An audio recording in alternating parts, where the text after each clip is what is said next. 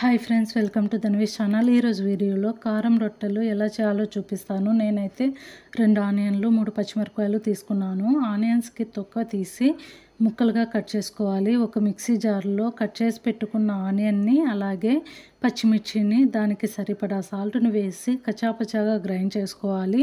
ఒక బౌల్లో జొన్న పిండిని తీసుకొని దానికి సరిపడా సాల్ట్ని వేసుకొని గ్రైండ్ చేసి పెట్టుకున్న ఆనియన్ పచ్చిమిర్చి తొక్కును వేసి బాగా కలుపుకోవాలి. తర్వాత వేడివేడి నీళ్ళను కొన్ని వేసి బాగా కలుపుకోవాలి. చపాతీ ముద్దల వచ్చే వరకు కలుపుకొని ఉండలు వేసుకోవాలి. చపాతీల్లో రుద్దుకునే చెక్కపై తడి చేసి పెట్టుకున్న క్లాత్ను పరుచుకోవాలి.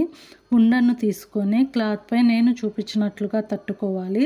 స్టవ్ మీద రొట్టె పెన్నం పెట్టి వేడి అయ్యాక క్లాత్పై పెట్టుకున్న రొట్టెను వేసుకోవాలి. పెనంపై నుంచి క్లాత్ని నేను చూపించినట్లుగా కొన్ని నీళ్ళను జీలకరించి తీయాలి.